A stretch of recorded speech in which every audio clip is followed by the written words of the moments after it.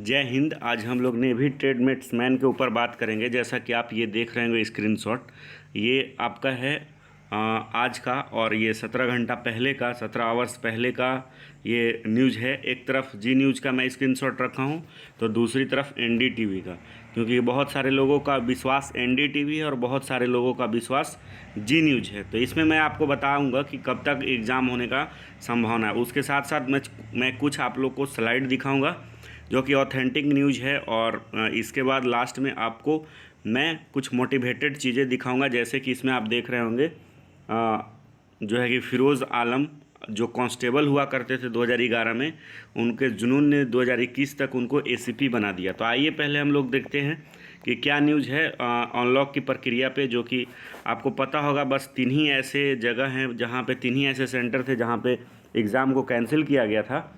आपका एक मुंबई था, और दूसरा आपका पुणे था, और तीसरा आपका नागपुर था। तो ये 3 सेंटर थे, तीनों महाराष्ट्र में पड़ते हैं, तो उसको अदर स्टेट से ज़्यादा कुछ लेना देना नहीं है। तो ये एग्ज़ाम कब तक होंगे और कब तक रिजल्ट आने का संभावना है, और मैं लास्ट में एक बात करूँगा जो कि रिजल्ट पे और एग्ज़ाम पे कोई चर्चा कर ही नहीं रहा है। जहाँ भी आप देखो, जो भी ग्रुप्स हैं या फिर कमेंट सेक्शन में, वीडियो कमेंट सेक्शन में, बस एक ही बात का चर्चा हो रहा है, डॉक्यूमेंट का। भाई डीवी तो तब होगा जब सिलेक्शन होगा, इसलिए जो फॉर्म फिलअप कर चुके हैं, जिससे भी आप फॉर्म फिलअप कर चुके हैं, जिस भी डॉक्यूमेंट से, आप उसका टेंशन छोड़ दीजिए। और आने वाले समय में अगर आपका एग्ज़ाम नहीं हुआ है तो आप एग्ज़ाम पे फोकस करो, और हो चुका है तो आप रिज़ल्ट का इंतज़ार करो, क्योंकि कोई फ़ायदा नहीं है अब। और लास्ट में मैं बताऊंगा कि क्या सही क्या गलत है, क्योंकि यूट्यूब पर भी भ्रम फैलाया जा रहा है। कुछ यूट्यूब चैनल्स ऐसे हैं जो कि कुछ भी बोल दे रहे हैं। और मैं लास्ट में आपसे खुद ही लास्ट में एक क्वेश्चन पूछूंगा, जिसका जवाब आप दीजिएगा, और उस जवाब में ही उस सवाल में ही आपका जवाब होगा। तो आइए देखते हैं इसमें क्या है। तो आप देख पा रहे होंगे, ये दिल्ली का है। धीरे धीरे लॉकडाउन खोलने की प्रक्रिया जारी है। ये आपका 17 आवर्स पहले का है। आप देख पा रहे होंगे यहाँ पे कि ये जो देख 8:36 का स्क्रीनशॉट है, और अभी जो हो रहा है 8:46, मतलब 10 मिनट में पहले स्क्रीनशॉट लिया हूँ। नीचे आप देख रहे होंगे धीरे धीरे अनलॉक केजरीवाल, ये न्यूज़ है एनडीटीवी का, ये भी 18 घंटा पहले का है। तो इससे तो ये समझ में आता है कि दिल्ली में लॉकडाउन खुल रहा है। अब हम लोग नीचे देखते हैं, तो ये देखिए, आप देख पा रहे होंगे इंडियन रेलवे अपडेट, तत्काल खुलते ही यूपी से मुंबई जाने वाली ट्रेनें में वेटिंग और किराया 2.5 गुना तक बढ़ा। तो ये भाई अभी आपको पता होगा कि पूरी तरह से अभी लॉक करके रखा था मुंबई को। तो ये खोलने का मतलब है कि लोग काफ़ी संख्या में वहाँ पे पहुँचेंगे। पहले वहाँ से प्लान कर रहे थे, अब वहाँ पे पहुँचेंगे, क्योंकि बहुत सारे लोगों का रोजी रोटी है मुंबई। तो यहाँ पे महाराष्ट्र में बहुत ऐसे जगह हैं, मुंबई ही एक नहीं है, पुणे हो गया, आपका नासिक हो गया, बहुत सारे जगह हैं। तो आपका नागपुर, सॉरी। और इसमें आपको देख रहे होंगे कि ये जो है सभी चीज़ों को एक धीरे धीरे करके खोला जा रहा है। दुकान हो, जब मॉल खुल जाए तो ये समझ लेना आपका एग्ज़ाम सेंटर भी खुल जाएगा। पब्लिक पैलेस को जैसे ही फ्री किया जाएगा, आपका एग्ज़ाम होगा। और आपका एग्ज़ाम टेंटेटिव जो है, मुझे लगता है कि आपका लास्ट जून में, या फिर आपका जो है फर्स्ट वीक ऑफ जुलाई में एग्ज़ाम आपका होने का संभावना है। तो इस तरह से अनलॉकडाउन की प्रक्रिया चालू हो गया है। तो आगे जब आप लोग देखेंगे तो इसमें ये देखेंगे कि यहाँ पे आप देख पा रहे होंगे महाराष्ट्र का अनलॉकिंग प्लान। तो ये मुंबई का ही है और आज का ही न्यूज़ है। तो ये महाराष्ट्र का अनलॉकिंग प्लान, मतलब कि ये आज तक का कवर किया हुआ है। तो अब आप लोग का एग्ज़ाम होने का ज़्यादा चांसेस हैं, तो आप फोकस कीजिए अपने एग्ज़ाम पे, और जो भी प्रिपरेशन है उसमें कुछ कमी नहीं रहने दीजिए। लेकिन आपका एग्ज़ाम जल्दी होने का संभावना है, मतलब कि आपका एग्ज़ाम जून और जुलाई, ये 2 महीने ऐसे हैं जिसमें कि पक्का से आपका एग्ज़ाम हो जाएगा।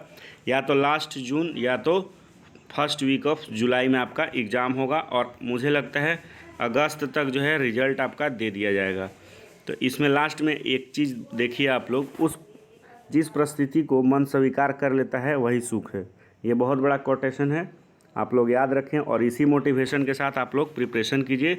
और लास्ट में ये भाई साहब को देख लो, जो कि दिल्ली पुलिस कांस्टेबल ज्वाइन किए थे 2011 में, लेकिन अभी वो एसीपी हैं। Firoz Alam join ACP as ACP Delhi police तो ये बहुत बड़ा मोटिवेशन है अपने आप में।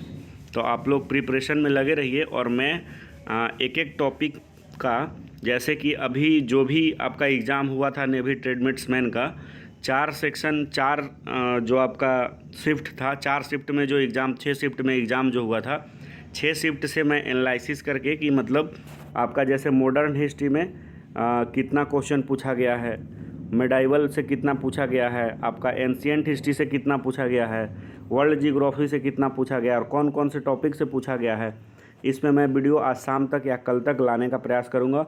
और उसी एनालिसिस के आधार पे आप लोग भी ज़रूर तैयारी करें। पॉलिटी से कौन से सेक्शन से पूछा गया है, इंग्लिश से कौन से सेक्शन से पूछा गया है, मैथ और रीजनिंग में सबसे ज़्यादा किस सेक्शन से पूछा गया है, वो एनालिसिस के आधार पे जो पिछले 6 शिफ्टों में पूछा गया था, जो एग्ज़ाम हो चुका था, उसके एनालिसिस के आधार पे मैं आप लोग को बताऊंगा। अगर अच्छा लगेगा तो आप लोग उसको फोकस करके आप लोग एग्ज़ाम का तैयारी करिएगा। मैं लास्ट में एक चीज़ आपसे पूछना चाहता हूँ कि जैसे कि आप मान लो फॉर्म भर रहे थे, जब 2020 में इसका फॉर्म भरा रहा था, सॉरी 21 में भराया था, जब फॉर्म फिलअप करा रहा था ये 21 में, इसको फाइनलाइज करते करते वैकेंसी को आपका नवंबर, लगभग नवंबर या दिसंबर, मुझे जहाँ तक पता है नवंबर दिसंबर तक आपका ये ज्वाइनिंग दे देगा नेवी ट्रेडमेट्समैन, अगर सही सिचुएशन सब कुछ रहा तो नवंबर या दिसंबर। अब एक बात बताओ, जिस तरह से आप लोग कैटेगरी सर्टिफिकेट के लिए एक दूसरे से आर्गूमेंट कर रहे हो, ठीक है, डिबेट कर रहे हो एक दूसरे से, तो अगर जिस समय फॉर्म फिलअप किया गया था, शायद मे बी ये जनवरी, फरवरी, मार्च, इसी तीनों में से किसी मंथ में फॉर्म फिलअप कराया गया था, उस समय जिसके पास डॉक्यूमेंट नहीं था, सपोज करो कि आप 10th पास नहीं हो और आपको तो जून जुलाई में आप 10th पास कर चुके हो, तो आप तो ऐसे ही नॉर्मली वहाँ पे फिलअप कर दोगे कि सर मैं 10th पास हूँ, बाद में सर्टिफिकेट आपकी आएगी। तो ऐसा नहीं है, मतलब मेरे कहने का मतलब ये नहीं है, क्वालिफ़िकेशन पे मैं बात नहीं कर रहा हूँ, मैं कैटेगरी सर्टिफिकेट पे बात कर रहा हूँ। फॉर्म भरते समय आप कुछ भी कैसे दे सकते हैं, जो आपका रिक्रूटमेंट में मांगा गया है, नोटिफिकेशन में जो ऑफिशियली मांगा गया है, आपको वही देना है। ऐसा नहीं है कि आप वहाँ पे कुछ भी दे सकते हैं और जब आपका सिलेक्शन हो जाए तो डीवी में आप कुछ, डीवी में जो है कि सेंट्रल वाला दे दें या कोई दे दें। तो इस पर आप क्या सोचते हैं, ज़रूर कमेंट सेक्शन में बताइए और मैं एनालिसिस का वीडियो आज शाम तक या कल तक आप लोग को प्रोवाइड कराऊंगा, जो हर एक सब्जेक्ट से, हर एक टॉपिक वाइज होगा, कौन से कितने सब्जेक्ट से पूछा गया है, कौन से कितने टॉपिक से पूछा गया है। लेकिन डॉक्यूमेंटेशन का आप लोग को टेंशन नहीं होना चाहिए, क्योंकि रिज़ल्ट आने भी बाकी हैं। और नॉर्मली आप सोचो कि उसमें क्लियरली लिखा रहता है कि आप इस समय तक, जिस समय आपका वैकेंसी आया है, उस समय तक अगर क्राइटेरिया फुलफ़िल करते हैं, एलिजिबल हैं आप, तो ही अप्लाई करें, अन्यथा आप रिजेक्ट कर दिए जाएंगे। तो ऐसा नहीं है कि आप एग्ज़ाम होने के बाद, रिज़ल्ट होने के बाद कुछ और डॉक्यूमेंट सबमिट करो, फॉर्म भरते समय कुछ और सबमिट करो। थोड़ा बहुत इधर उधर हो सकता है, लेकिन इतना मेजर डिफरेंस नहीं हो सकता है। तो इस वीडियो में इतना ही। आपका राय क्या है ज़रूर कमेंट सेक्शन में बताइए। डॉक्यूमेंट पे आपका राय क्या है, और लॉकडाउन पे आपका राय क्या है, मुंबई महाराष्ट्र का लॉकडाउन पे आपका राय क्या है, कब तक ये होने का चांस है, खुलने का चांस है, और कब तक एग्ज़ाम होने का चांस है। और इस वीडियो में इतना ही। धन्यवाद, थैंक यू।